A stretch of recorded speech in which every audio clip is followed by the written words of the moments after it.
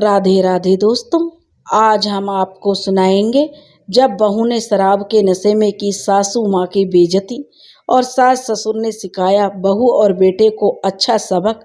अगर आप हमारे चैनल पर नए हैं तो प्लीज़ हमारे चैनल को सब्सक्राइब करें, वीडियो को लाइक करें और शेयर करें।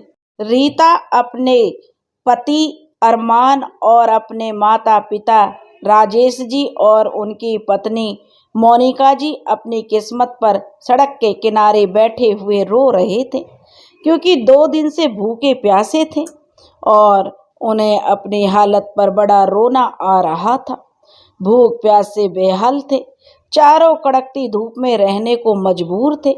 आज ना तो सिर पर छत थी और ना ही दूसरा कोई आसरा था। करोड़पति से रोड पर आ चुके थे, तभी एक गाड़ी उनके सामने आकर रुकी और दोनों की निगाहें ऊपर गईं।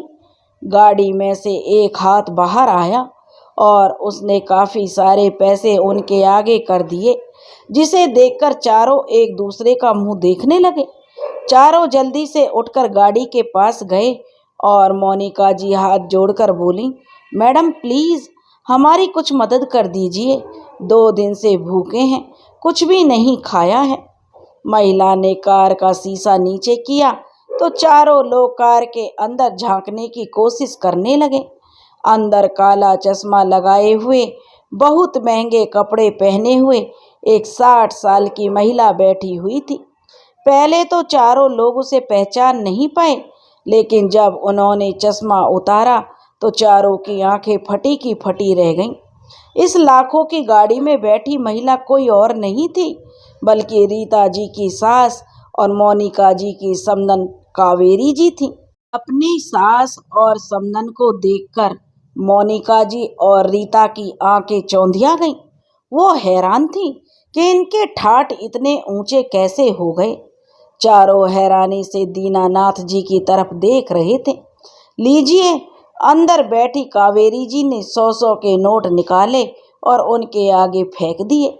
चारों ने भिखारियों की तरह हिचकिचाते हुए पैसे उठा लिए और कावेरी जी ने अपने ड्राइवर से कहा, चलो ड्राइवर वापस चलो, और उन्होंने अपना काला चश्मा पहना और गाड़ी आगे बढ़ गई।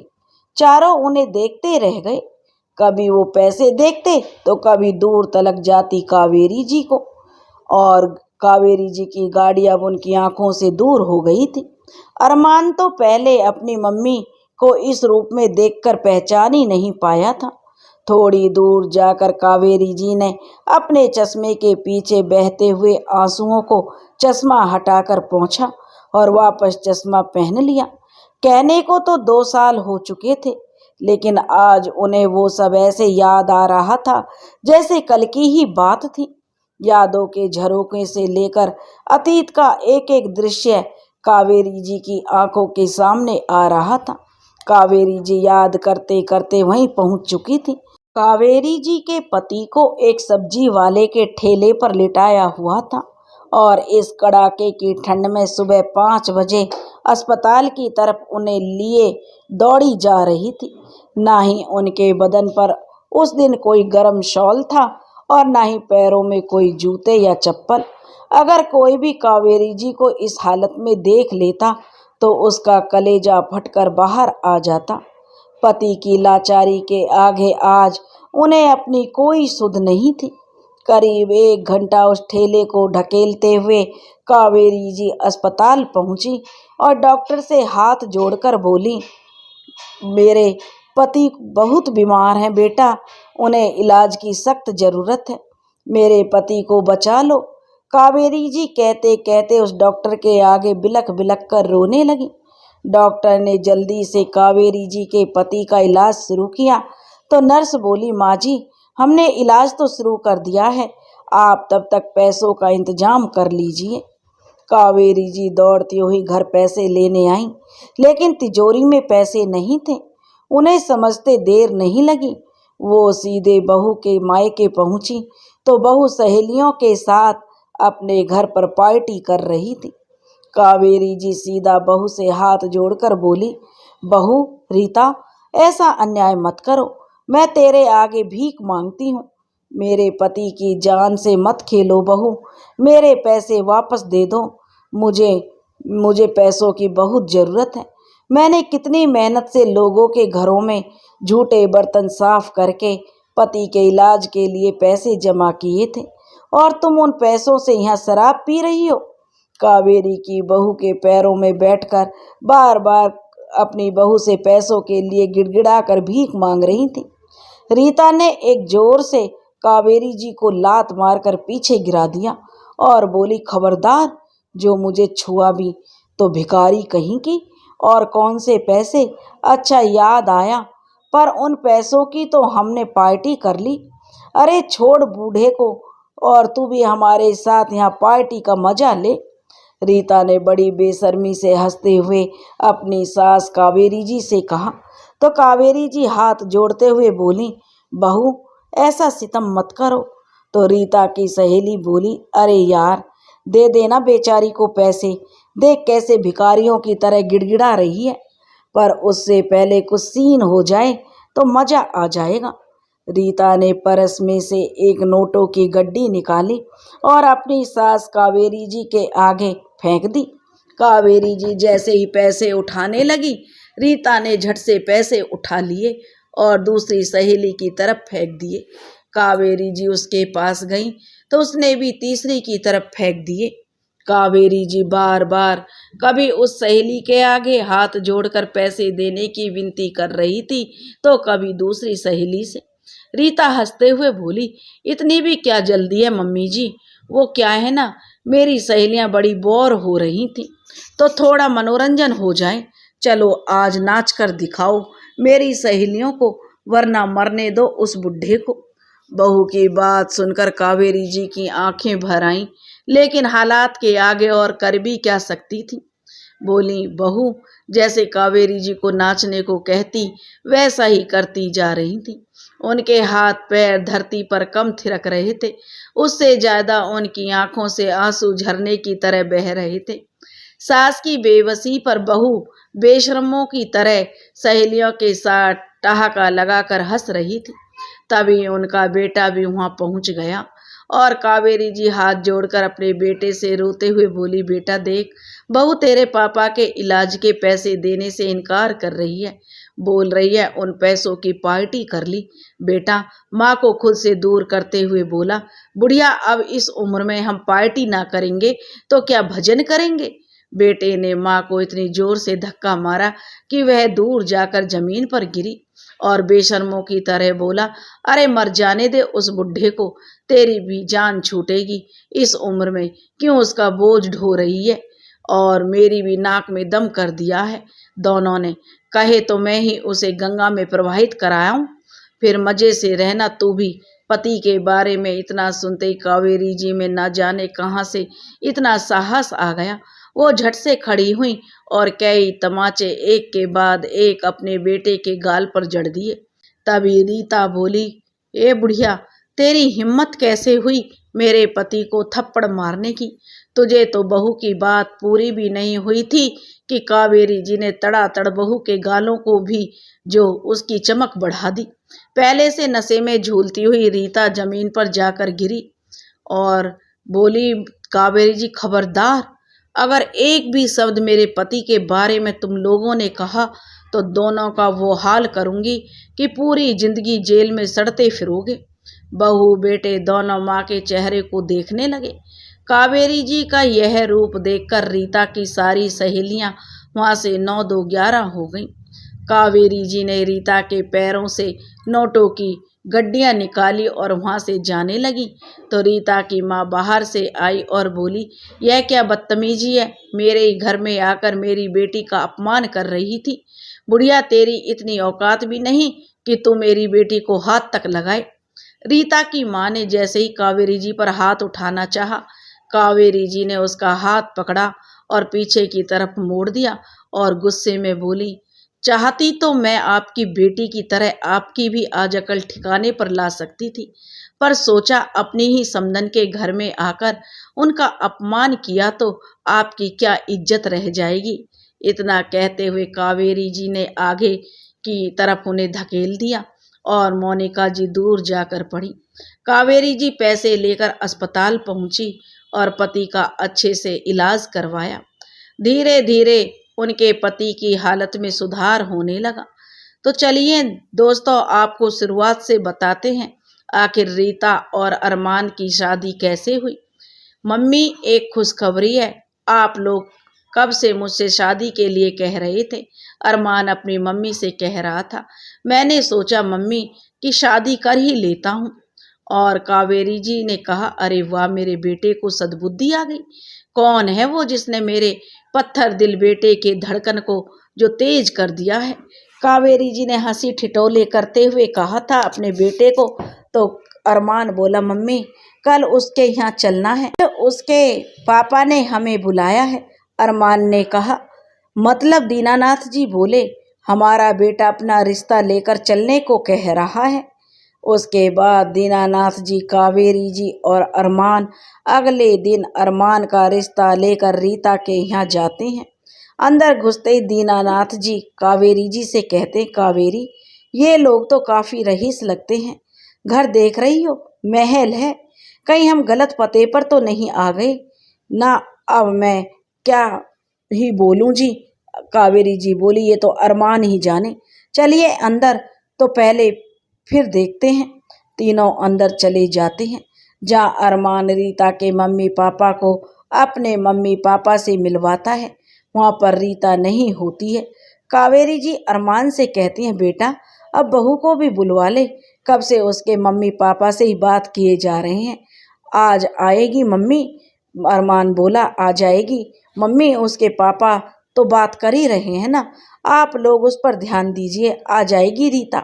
अरमान ने कहा। तो काफ़ी देर बाद बात करने के बाद रीता आई, तो वो जीन्स टी शर्ट में आकर सबको हेलो बोलती है।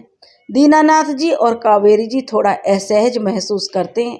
वो इस बात से परेशान हो गए कि यह हमारे माहौल में ढल पाएगी। अरमान को शादी के लिए कब से बोल रहे थे, और जब यह शादी के लिए तैयार हुआ तो इसने हमारे माहौल से बिल्कुल अलग लड़की ढूंढ ली। खैर, कावेरी जी रीता से पूछते हैं, बेटा तुम्हें क्या करना पसंद है? रीता बोली, आंटी मुझे घूमना फिरना, पार्टी करना और सबसे ज़्यादा सोना पसंद है। रीता के ये कहते कावेरी जी शांत हो गई, क्योंकि उन्हें पता चल गया था कि उनके आगे के सवालों का उन्हें क्या जवाब मिलेगा। खैर, वहाँ बात खत्म हो ही गई और वे सभी वापस अपने घर आ गए। घर आकर कावेरी जी अरमान से कहने लगी, बेटा तेरी खुशी में हमारी खुशी है, पर क्या रीता इस माहौल में रम पाएगी?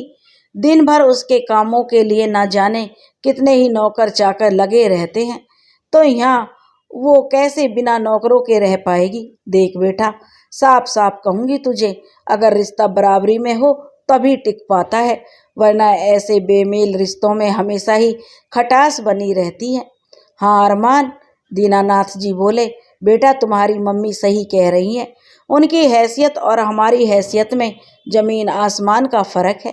वो आज तो शादी करने की खुशी में यह सब कुछ देख नहीं पा रही है, क्योंकि और सारी चीज़ों की तरह तुमसे शादी करना भी उसकी एक इच्छा होगी। फिर शादी के बाद जब गृहस्थी संभालनी पड़ेगी, तब क्या वो कर पाएगी? वो चांदी की चम्मच मुंह में लेकर पैदा हुई है बेटा, उसे यह सब रास नहीं आएगा। दीनानाथ जी अपने बेटे को समझाने लगे, तो अरमान बोला, मम्मी पापा आप लोग रीता को नहीं जानते, पर मैं जानता हूँ। वह बहुत पैसे वाली है, पर उसे इस बात का घमंड बिल्कुल भी नहीं है। उसे मेरे बारे में सब पता है, फिर भी उसने शादी के लिए हाँ कहा।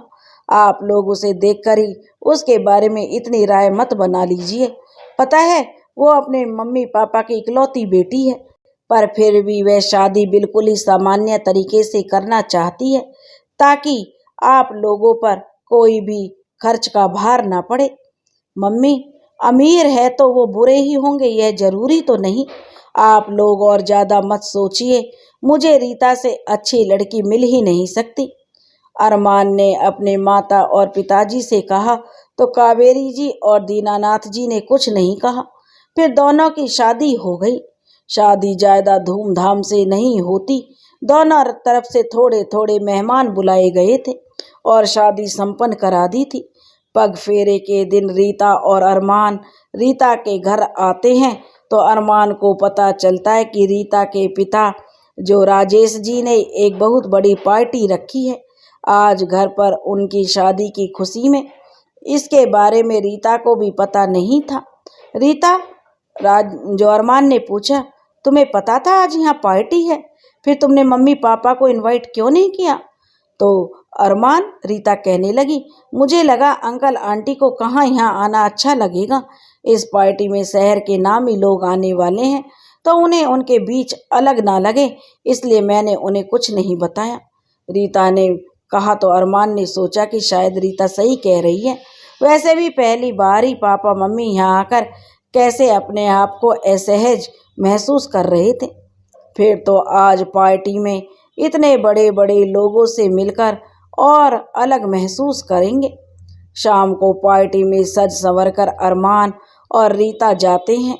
रीता के पिता राजेश जी सभी से रीता और अरमान को मिलवा रहे थे। फिर रीता अपनी सहेलियों से अरमान को मिलवाने ले गई। तभी अरमान को रीता की मम्मी मोनिका जी कुछ औरतों से यह कहती हुई सुनाई दी। शायद अरमान को अपने बगल में नहीं देखा था। एक औरत ने मोनिका जी से कहा, अरे मोनिका, इकलौती बेटी की शादी ऐसे ही निपटा दिया। कहाँ हम सोच रहे थे कोई ग्रेड डेनिनेशन वेडिंग का इनविटेशन आएगा और कहाँ ये सब। अरे क्या बताऊं, रीता ने तो जिद पकड़ ली थी। मोनिका जी कहने लगी, शादी करेगी तो बस इसी से, और अरमान के स्टेटस के बारे में क्या ही बताऊं। इसलिए शादी में अपने कोई गेस्ट नहीं बुलाए, क्योंकि गेस्ट बुलाकर मुझे अपनी इंसल्ट नहीं करवानी थी। इसलिए उनसे कहा कि हमने उनके बारे में सोचकर ऐसी सिंपल शादी रखी है। इससे दो काम हो गए, एक तो मैं इंसल्ट से बच गई और दूसरा उनका दिल भी रख लिया, क्योंकि हमारे स्टैंडर्ड के हिसाब से शादी करने की ही सोचकर उन्हें हार्ट अटैक आ जाता। यह कहकर वहाँ सभी हंसने लगी। अरमान को इस बात का बुरा तो लगा, पर उसने इस बात को नज़रअंदाज कर दिया। उसके बाद पार्टी खत्म हो गई और अगले दिन अरमान और रीता अपने घर आ गए। रीता एक मध्यम वर्गीय घर में आ तो गई थी, पर वो अपने अमीरी ठाठ को भुला नहीं पा रही थी। वो सुबह देर तक सोती रहती। ना तो उसे अरमान के ऑफिस जाने से कोई मतलब था और ना ही घर के कोई और कामों से। वो तो बस कावेरी जी को अपने ऑर्डर्स देती रहती, जैसे वो उसकी सास नहीं नौकरानी हो। दीनानाथ जी तो कई बार कहते थे कि बहू को कुछ जिम्मेदारियां निभाने दो, पर कावेरी जी कहती अभी अभी तो आई है, थोड़ा इस माहौल में ढल जाए, फिर वो खुद ही कर लेगी सब कुछ। पर वो दिन शायद कभी नहीं आने वाला था। कावेरी जी रीता के बारे में सोचकर सारे काम खुद करती थी। इधर रीता इसे अपने अधिकार समझकर बस पूरा दिन या तो घूमती रहती या तो अपना मोबाइल लेकर बैठी रहती। उसे जब भी बाहर जाना होता वो अपने ड्राइवर को बुलाती और बिना किसी को कुछ बताए चली जाती। कावेरी जी बोलना तो बहुत कुछ चाहती थी, पर न जाने क्यों वो कुछ भी कह नहीं पाती थी। एक रोज दीनानाथ जी काफ़ी बीमार पड़ गए। वो बिस्तर से उठ नहीं पाते थे। उन्हें बाथरूम तक पकड़कर ले जाना पड़ रहा था। कभी कावेरी जी उनके सिर पर पानी की पट्टी रखती तो कभी दवाई देती। पूरा दिन उनकी सेवा में ही चला गया, इसलिए उन्हें रसोई में जाने का बिल्कुल भी समय नहीं मिला। उन्हें पता था जो वो खाना नहीं बनाएंगी तो रीता भी कुछ नहीं करेगी, और हुआ भी यूं ही। कावेरी जी जब रसोई में गई तो देखा रात के बर्तन जो बहुत सुबह धोई थी वो अभी भी ऐसे ही पड़े थे। रीता सुबह से एक बार भी ये पूछने तक नहीं आई कि आज नाश्ता क्यों नहीं बनाया या कावेरी जी अपने कमरे से बाहर क्यों नहीं आई। वो तो जैसे होटल में रह रही हो।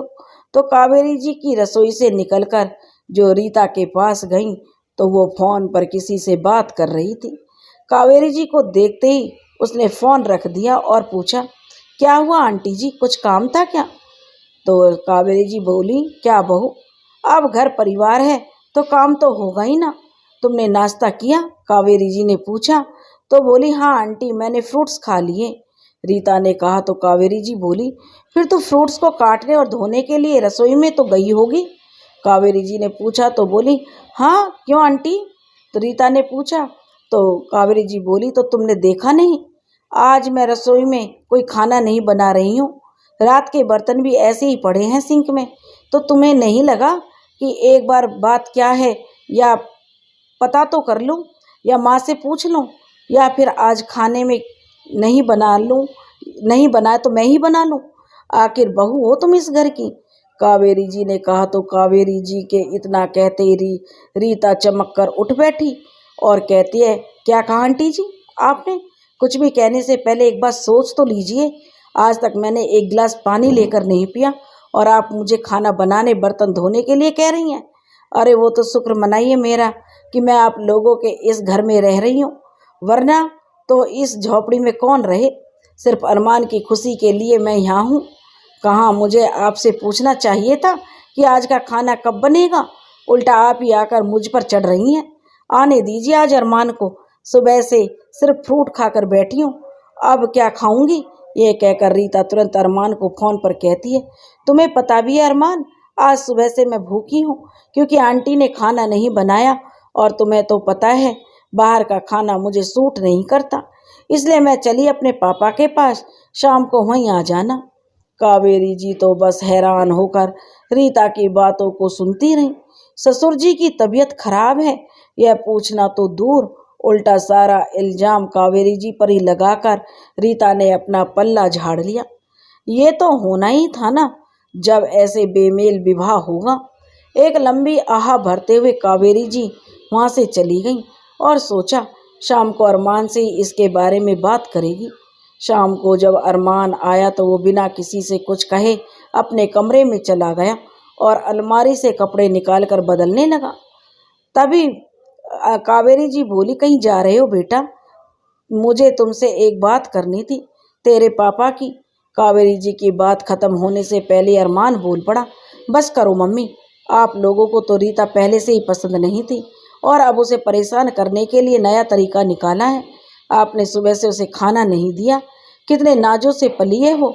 आपको भी पता है हमारे पूरे घर जितना बड़ा तो उसका अकेली का कमरा है, फिर भी वो यहाँ सिर्फ मेरे लिए एडजस्ट कर रही है। पर आप लोगों को पता नहीं क्या दिक्कत है उसके अमीर होने से। खुद ने कभी अमीरी नहीं देखी ना, इसलिए शायद अमीर लोगों से जलन होती होगी। तभी कावेरी जी बोली, वाह बेटा वाह, आज अमीर पत्नी क्या मिल गई, जहर उगल रहा है। एक बार भी मेरी बात सुनने और जानने की इच्छा नहीं हुई। तेरे पापा सुबह से बुखार में तड़प रहे हैं, इसलिए आज मैं रसोई में नहीं जा पाई। खैर इन सब बातों से क्या फ़र्क पड़ता है, सबसे बड़ी बात तो यह है कि तेरी पत्नी आज भूखी रही। कावेरी जी ने कहा तो अरमान ने ये सुना, पर पापा की तबीयत का सुनकर भी वो रीता के पास चला गया। एक बार भी उसने अपने पापा के पास जाकर उनकी तबीयत के बारे में जानना नहीं चाहा और रीता से मिलने के लिए उसके घर चला गया। इधर कावेरी जी भी जैसे तैसे खिचड़ी बनाकर खा लेती हैं। अरमान घर पर आकर भी अपने मम्मी पापा की कोई सुध नहीं लेता, तो कावेरी जी भी उनसे और कुछ नहीं पूछती। अगली सुबह कावेरी जी रसोई में हल्दी वाला दूध बना रही थी दीनानाथ जी के लिए।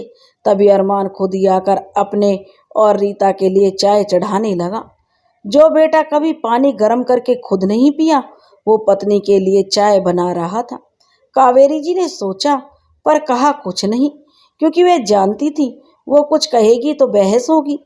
थोड़ी देर बाद रीता भी रसोई में आ गई और वो कावेरी जी से कहने लगी, आंटी जी आज नाश्ते में पोहे बना देना, कल की तरह काम टालने के बहाने नहीं चाहिए मुझे।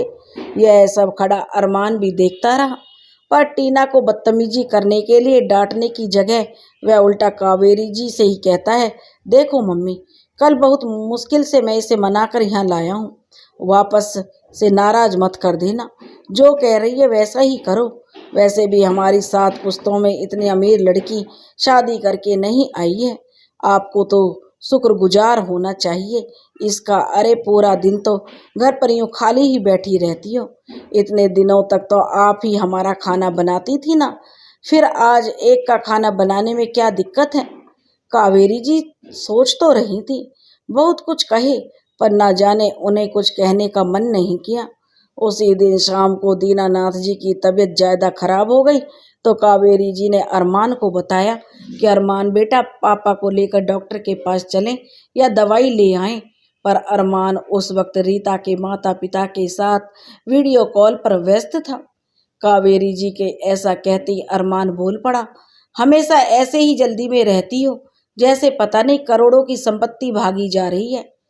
कावेरी जी बोली, बेटा तेरे पापा को डॉक्टर के पास ले चल, बुखार घटने की बजाय बढ़ रहा है, काफी कमजोर भी हो गए हैं, बुखार की दवाई भी कोई असर नहीं कर रही। तब अरमान ने कहा, मम्मी अभी तो हम रीता के मम्मी पापा की एनिवर्सरी में जा रहे हैं, तो अच्छा है, आते वक्त मैं मेडिकल से दवाई लेकर आ जाएंगे। अरमान ने कहा तो अरमान की इस बात पर कावेरी जी ने उसे एक जोर का थप्पड़ जड़ दिया और कहने लगी, निकल जा नालायक यहाँ से, यही सिला दिया है तूने हमारी परवरिश का। इतना कहकर वो पति को अस्पताल ले जाने के लिए ऑटो देखती हैं, पर कोई भी ऑटो नजर नहीं आया। जब वापस घर आई तो देखती हैं रीता का ड्राइवर उनके घर के बाहर खड़ा था। अरमान और रीता उसमें बैठने के लिए तैयार थे। अरमान फिर कहता है, मम्मी सच कहती थी, रीता यहाँ तेरी कोई कदर नहीं है, आप लोग गरीबी में जीने के आदी हो चुके हैं, पर भगवान ने मेरी किस्मत अलग लिखी है, इसलिए अब से मैं रीता के घर ही रहूँगा। यह कहकर अरमान और रीता वहाँ से चले गए। कावेरी जी बेटे के लिए बस आंसू बहाती रह गईं और किसी सब्जी वाले से उसका ठेला मांगकर पति को अस्पताल लेकर पहुंची थी। उधर अरमान अपनी अमीरी वाली जिंदगी में व्यस्त हो गया था और इधर कावेरी जी और दीनानाथ जी अपनी जिंदगी में। आज 2 साल बाद एक बड़ी सी पार्टी चल रही थी।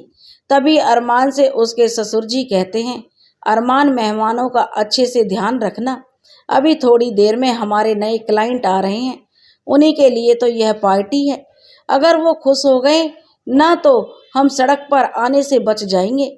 इस उसके आवो भगत में कोई कमी ना रह पाए, याद रखना, वरना सबसे पहले तुम्हें अपने घर से बेदखल मैं करूँगा।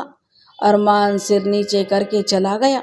थोड़ी देर बाद कुछ लोग आए तो राजेश जी अरमान से कहते, अरमान लगता है वो लोग आ गए हैं, जाओ जल्दी दरवाजे पर उनका स्वागत करने के लिए वहाँ खड़े हो जाओ, क्या कर रहे हो नालायक। राजेश जी बात बात पर अरमान को ऐसे ही जलील कर रहे थे। तभी वो आदमी आकर कहते हैं, मिस्टर राजेश, हमारे सर आधे घंटे लेट आ रहे हैं, हम यहाँ के अरेंजमेंट देखने आए हैं, क्योंकि उनका हर एक चीज़ हमें पहले चेक करना होता है। दुश्मनों की कोई कमी नहीं है ना हमारे सर को। अरे कैसी बातें कर रहे हैं, राजेश जी बोले, हमारी सिक्योरिटी फर्स्ट क्लास है, फिर भी आप चेक करना चाहो तो चेक कर सकते हो। लगभग आधे घंटे के बाद एक लंबी गाड़ी आकर राजेश जी के दरवाजे पर रुकती है तो राजेश जी और अरमान उनका स्वागत करने के लिए खुद खड़े हो जाते हैं। तभी वो अंदर से उस रईस बिजनेसमैन को निकलते देखता है तो उन्हें अपनी आंखों पर यकीन नहीं होता, क्योंकि वो कोई और नहीं अरमान के पिता दीनानाथ जी थे। अरे पापा आप, अरमान ने कहा, लगता है तुम्हारे पापा को अच्छी जगह नौकरी मिल गई है। चलो दीनानाथ जी, आपने ऐसी जगह नौकरी करके हमारे स्टेटस से मेल खाने की कोशिश तो की है, पर अफसोस फिर भी हमारे स्टैंडर्ड से अभी भी आप कोसों दूर हैं। ओहो, आपको देखकर सब भूल गया, वैसे आपके सर कहाँ हैं? राजेश जी बोले। तब दीनानाथ जी, उन्हें एक कार से बाहर आने दीजिए। हटिए दीनानाथ जी, अरमान सच में बिल्कुल ही निकम्मे हो तुम, जो उसके ससुर कहने लगे। उस तरफ से कार का दरवाजा खोलो, सच में बिल्कुल ही नकारा हो। राजेश ने दीनानाथ जी के सामने अरमान की बेइज्जती करते हुए कहा। फिर अरमान कार की दूसरी तरफ का दरवाजा खोलता तो देखता है उसकी मम्मी कावेरी जी बैठी हुई हैं। तभी वहाँ पार्टी में मौजूद दीनानाथ जी के बॉडीगार्ड आते हैं और दीनानाथ जी से कहते हैं, सर हमने सब कुछ चेक कर लिया है, सब ठीक है, आपके लायक है, आप यहाँ आ सकते हैं। सर, ये तुम्हारे सर हैं? राजेश जी ने चौंकते हुए कहा। पापा, आप ही हैं वो जिन्होंने हमारी कंपनी के 80% शेयर खरीदे हैं? पर कैसे? अरमान ने पूछा तो दीनानाथ जी बोले, कैसे कब, शायद अभी इन सब बातों का वक्त नहीं है, पर राजेश जी मैं आपके साथ ये डील तभी फाइनल करूँगा जब अरमान और उसकी पत्नी रीता हमारे घर पर रहकर हमारी नौकरी करेंगे। तब वो कहने लगे, कैसी बातें कर रहे हो आप दीनानाथ जी? अरे वो तो इनका ही घर है, तो आपने ही घर में काम करने में कैसी शर्म? वैसे भी ये नकारा कुछ तो इसी बहाने काम करेगा, राजेश जी ने कहा। और रीता दीनानाथ जी ने कहा, और वो भी कर ही लेगी इसकी मदद, इसका तो वो ससुराल ही है रीता का, राजेश जी ने कहा। फिर दीनानाथ जी बोले, आप समझे नहीं राजेश जी, आप लोगों को हमारे घर के काम करने होंगे, जैसे झाड़ू सफाई बर्तन साफ करने, ये सब करने पड़ेंगे। वैसे भी आपके साथ कुछ और लोग भी होंगे, दीनानाथ जी ने कहा। अरे दीनानाथ जी, राजेश जी कहने लगे, करेंगे करेंगे, हम सब करेंगे, आप फिक्र मत कीजिए, चलिए अब पार्टी में, राजेश जी ने कहा। तो दीनानाथ जी बोले, आप चलिए मैं आता हूँ। और राजेश जी चले गए। फिर दीनानाथ जी अरमान से कहने लगे, देख बेटा, इन पैसों वालों के लिए अपने माता पिता को छोड़ आए हैं ना, और आज यही लोग पैसों के लिए तुम्हें नौकर बनाने के लिए भी तैयार हैं। हमारे अलावा और कोई भी होता तो तुम्हें उनके भी नौकर बनाने से ये कभी नहीं चूकते। इतने में कावेरी जी कहती हैं, चलिए जी अब अंदर, अगर राह चलते हर किसी से यूं बातें करते रहे तो फिर हमें देर हो जाएगी, हमें 2 जगह पर रिबन काटने भी जाना है। अरमान माँ के पैरों में लिपट गया और बोला, मम्मी पापा माफ़ कर दो मुझे, मैं पैसों की चमक में अंधा हो गया था। पर आप लोग इस मुकाम पर कैसे? अरमान ने पूछा। तो वैसे तुझे बताना तो नहीं चाहता था, दीनानाथ जी बोले, पर तेरे शगुन के लिए बता देता हूँ।